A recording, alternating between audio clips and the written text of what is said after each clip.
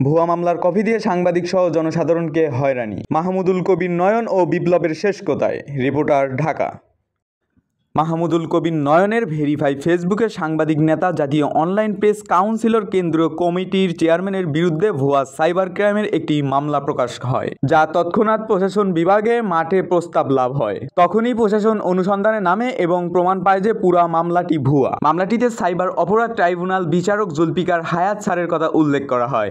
যদিও একটি মামলা একটি বাদী যখন কোর্টের মাধ্যমে উপস্থাপন করে, সেখানে একটি বিচারক মামলাটি তদন্তের ভার দেয় যে কোনো প্রশাসনিক দপ্তর।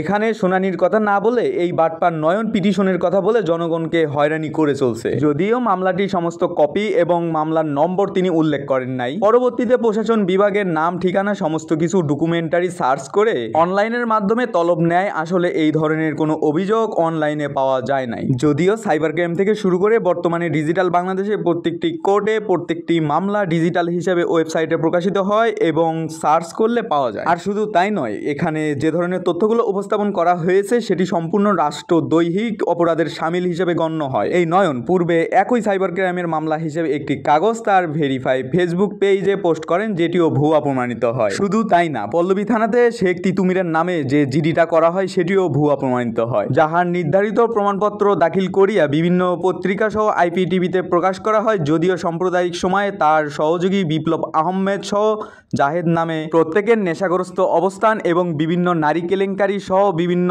পত্রিকার কার্ড বানিয়ে দিবে বলে এবং PID কার্ড বানিয়ে দেবে বলে লক্ষ লক্ষ টাকা আত্মসাদের বিভিন্ন থানায় জিডি রয়েছে। অভিযোগের ভিত্তিতে বাংলাদেশের বিভিন্ন স্থানে বিভিন্ন থানায় অভিযোগ দায়ের করা হয়েছে। তাহার ভিত্তিতে বিভিন্ন পত্রিকায় নিউজ প্রকাশিত হয়। নিউজের প্রথমে বিচারের দিন যে বিচারকের কথা উল্লেখ করা হয়, প্রশাসন তার টিম সত্যতা যাচাই করার জন্য বিচারকের দ্বারস্থ হইলে প্রমাণিত হয় যে সে বিচারক গত কয়েকদিন যাবৎ কোর্টে কোনো মামলা উপস্থাপনা করেন নাই, তিনি ছুটিতে রয়েছেন।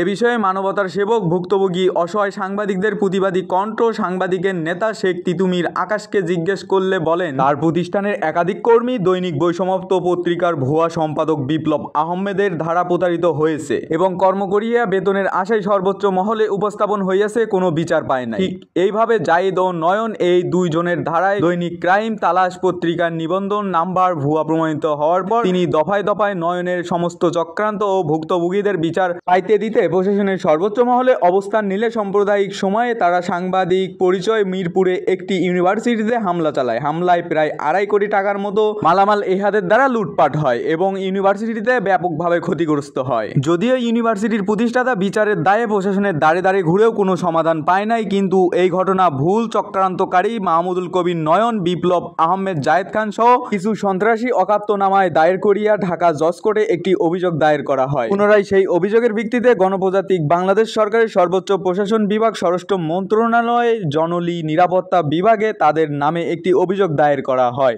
সেই নির্দেশনার ভিত্তিতে মহামান্য হাইকোর্ট গত রবিবার আসামিদের দ্রুত আইনের আওতায় এনে ইউনিভার্সিটিকে তার প্রতিষ্ঠাতাকে সর্বোচ্চ মর্যাদা বসানোর জন্য নির্দেশ প্রদান করে। এ বিষয়ে ঢাকা মহানগর ডিবি হাতে সমস্ত মামলা এবং সমস্ত অপরাধীদের নাম আজকে দাখিল করা হয়। উল্লেখিত থাকে যে উপরস্থ সকল আসামি এবং অজ্ঞাতনামা যে আসামিরা গাজীপুর, ঢাকা এবং রংপুর সহ বিভিন্ন স্থানে অবস্থান করিতেছে, তারা বিগত সরকারের আমলে সাংবাদিকতায় পেশার নামে জমি দখল এবং গাজীপুর, সখীপুর সহ মৌচাক, তেলিতালা, হরিণাকি সহ বিভিন্ন স্থানে মানুষ হয়রানি করে এবং ফরেস্টারদেরকে হয়রানি করে বিভিন্ন ভূমিদস্যু হিসেবে সাংবাদিকতার পেশাকে ব্যবহার করে আসছিলেন। তাহাদের নাম এবং বক্তব্য, বিভিন্ন হয়রানিমূলক বিষয়গুলোর স্থানীয় থানার অভিযোগ দায়ের সহ সকল তথ্য আদি ঢাকা মহানগর ডিবিকে প্রদান করা হয়। এ বিষয়ে আরো কিছু আপডেট তথ্য সাংবাদিক মহল থেকে প্রকাশিত হবে, তার জন্য চোখ রাখুন জাতীয় আজকের দুর্নীতি পত্রিকায় এবং ফেসবুক পেজ এবং ইউটিউব চ্যানেলে। বিশেষ দ্রষ্টব্য এবং দৃষ্টি আকর্ষণ পাঠকদেরকে,